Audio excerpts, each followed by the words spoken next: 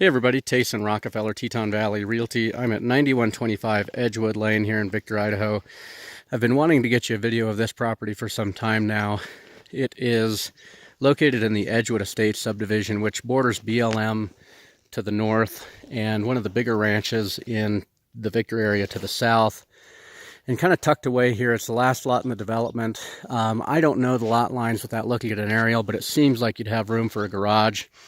Currently, if you look at this section, these outlines, this was originally a garage which has been finished out as livable space. That could be converted back. Honestly, I would leave it as a bunk room the way it sits, and that's a fairly small garage by today's standards with enormous bus-like vehicles that we have today.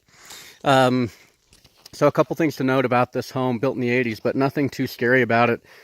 In terms of, that would have been Romex wiring. That's really not all that old of a house by today's standards and how they build today.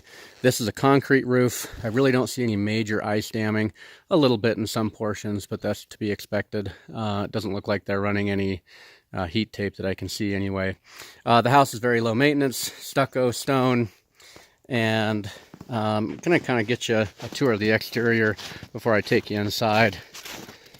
This is a stone walkway, at least it was when I was here many years ago, and it was really neat. They had moss growing up through the stone, and really a beautiful setting here. Low maintenance, no grass to speak of. You can kind of see under the picnic table here, how they have these flat stones, and they had that moss growing up, which was pretty neat.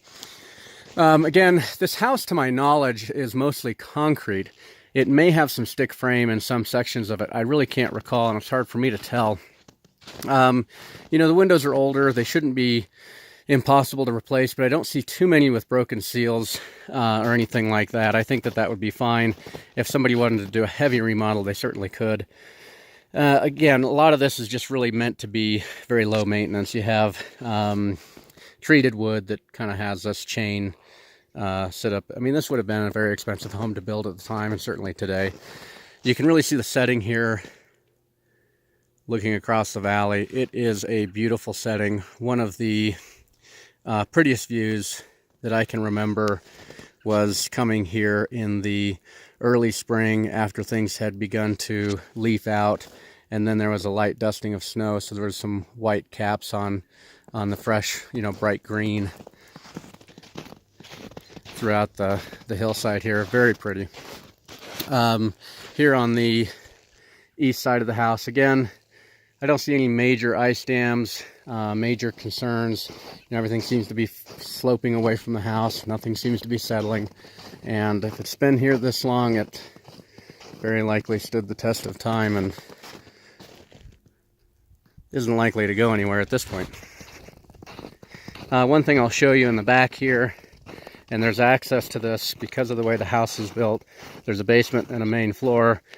Because it's on this slope, you really kind of built into the hillside. It makes for a very easy use of the exterior and outdoor space. So that's from the garage. It's now a bonus room. You've got a hot tub, which is very neat. It looks like you've got an attic that's ventilated, which is probably helping with the lack of ice damming that we're seeing in the house now. One day I'm going to get you guys a handheld gyro so that when I walk on these videos you don't have to put up with this, but until then you have to put up with it. I'm going to take you into what I would consider the main entry foyer. I'll split left and show you this bunk room.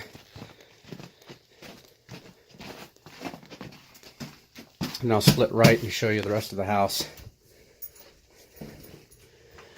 Okay, so they finished this out kind of like a garage. It's kind of industrial like the rest of the house.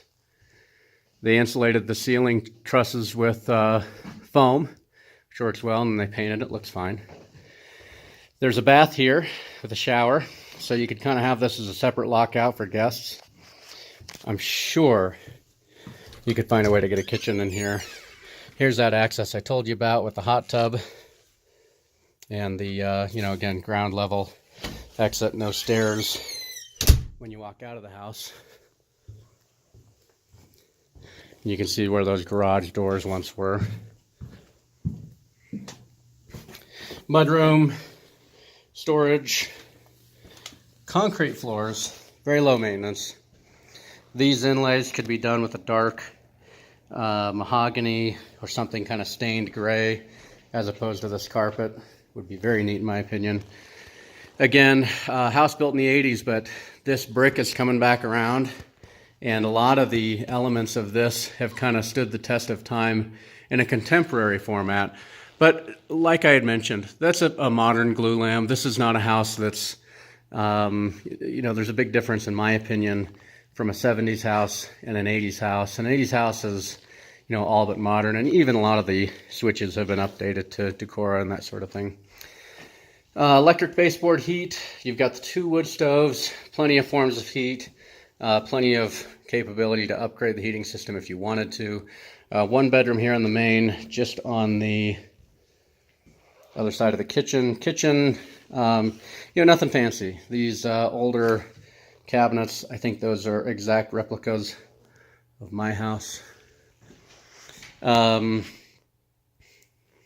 Dishwasher's newer. The appliances could use an update.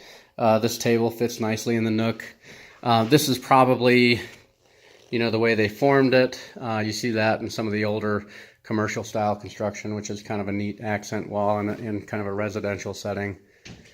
Lots of big windows, views in various areas. Steel handrail, that could be updated to something a little more contemporary, but it serves the purpose. I really kind of like this toolbox that they've used for cabinets. I think that's pretty neat. But again, this style is going to fit for somebody and others it won't. So that's an overview of the main floor.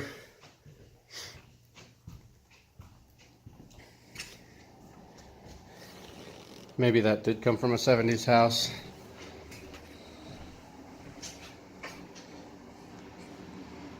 But these tubs are cast iron. This is all porcelain stuff. Those are Kohler cast iron tubs, have been around forever, and somebody might even want to keep that color, just kind of match with the flare today and kind of update the bathroom around it. Depends on who you are.